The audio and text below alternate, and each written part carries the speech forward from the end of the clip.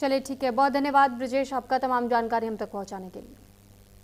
वहीं इस बीच एक और बड़ी खबर आपको बता दें, उत्तराखंड के चमोली में रेस्क्यू अभी भी जारी है। उत्तराखंड के चमोली में आज सुबह ही बादल फट गया, घरों में इस वक्त मलबा घुस चुका है। 2 लोग लापता बताए जा रहे हैं।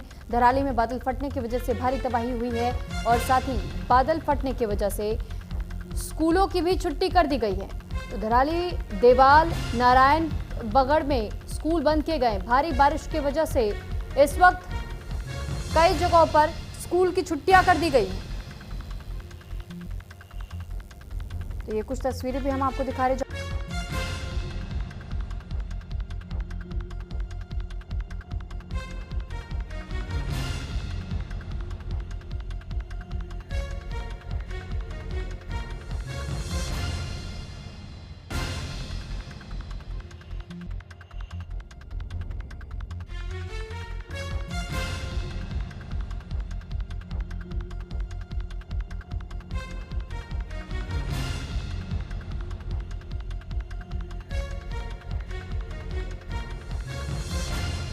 तो फिलहाल देखिए, जिस तरीके से धराली में आपने तबाही देखी थी, इस बार ये मामला थराली से सामने आया और थराली में बादल फटने की वजह से भारी नुकसान हुआ है, जहां कई घरों के भीतर मलबा तक घुस चुका है। तो वहीं अभी 2 लोग लापता बताए जा रहे हैं। थराली, देवाल, नारायण बगड़ में बादल फटने की वजह से भारी तबाही का मंजर इस वक्त बना हुआ है। ये तस्वीरें आप जरा देखिए, तस्वीरों को देखकर आप समझ पाएंगे कि किस तरीके से इस वक्त जैसे बादल फटने की घटना सामने आई और पहाड़ों से मलबा सड़कों तक आ पहुंचा और साथ ही जो वहां स्थानीय लोगों के घर थे, उनके घरों के भीतर भी मलबा घुस चुका है। तो ये थराली की जानकारी हम आपको दे रहे हैं।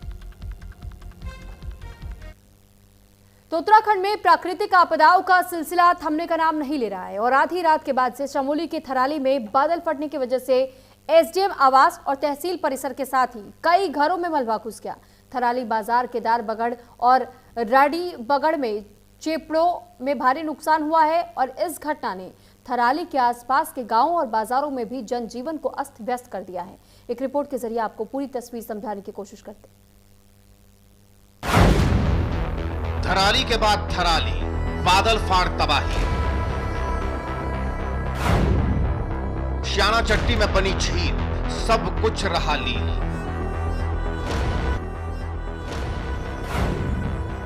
महाविनाश का भय, देवभूमि में प्रलय।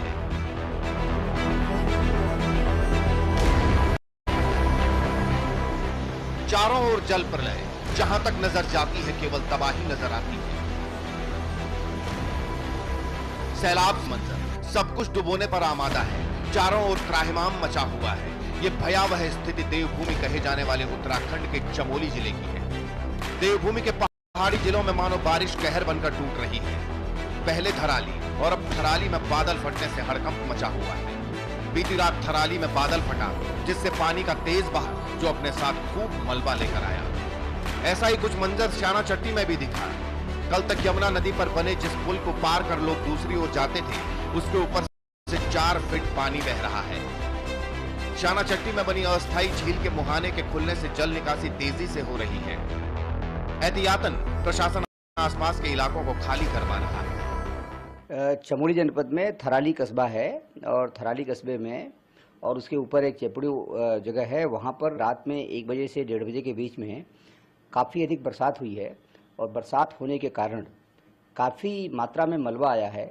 मलबे के कारण 2 मकान पूरी तरह से ध्वस्त हो गए हैं और 10 से 12 घरों में मलबा घुस गया है।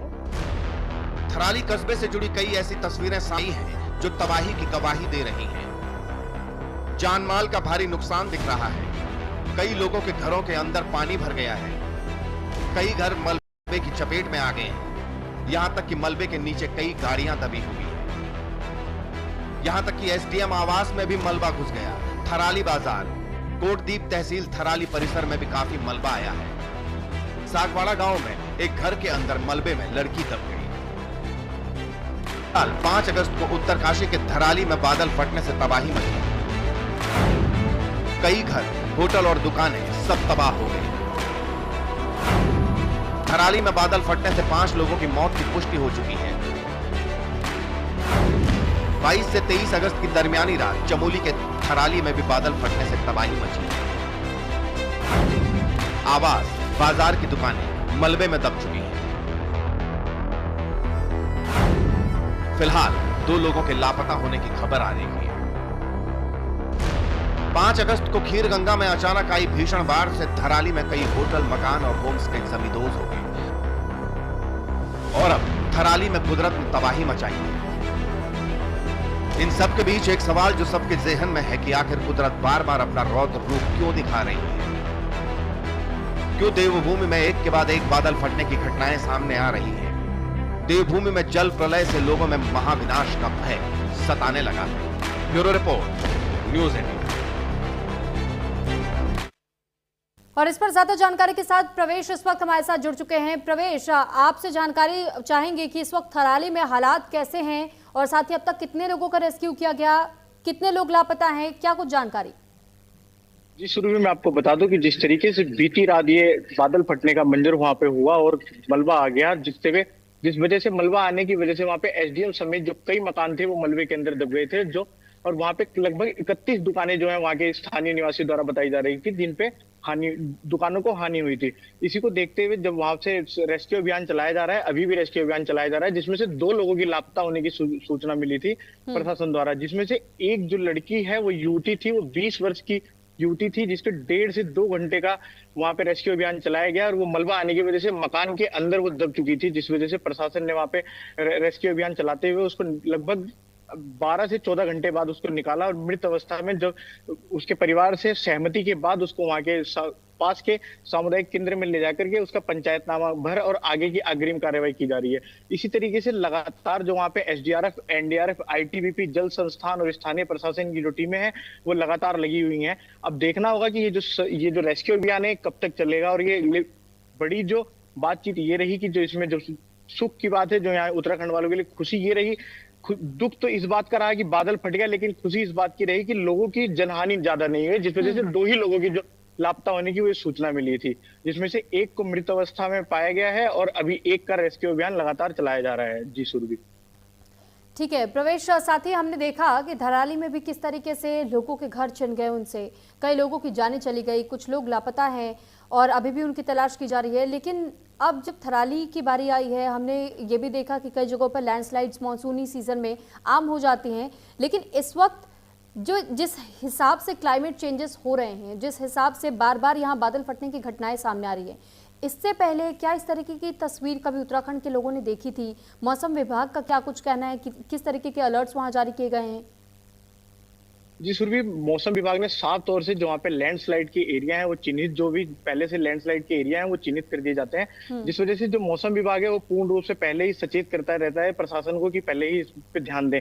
लेकिन बारिश है और नेचुरल डिजास्टर है तो इस पे किसी का कोई वो बस नहीं है, लेकिन जो भी है प्रशासन पूर्ण रूप से व्यवस्थाओं में लगा हुआ है। पहले भी इसी तरीके की जो आपदा आई थी 2013 में आई थी, जिससे पूरा उत्तराखंड जो है वो रो उठा था। लेकिन अब ये दोबारा जो ये 5 अगस्त को धराली में आपदा आई थी और बीती रात ये थराली जो जनपद उसमें चमोली में पड़ता है, और जिस तरीके से वहां पे रात को ये हादसा हुआ था और रात से लगातार अभी भी 12 से 14-15 घंटे बीत जाने के बाद रेस्क्यू अभियान में भी चलाया जा रहा है।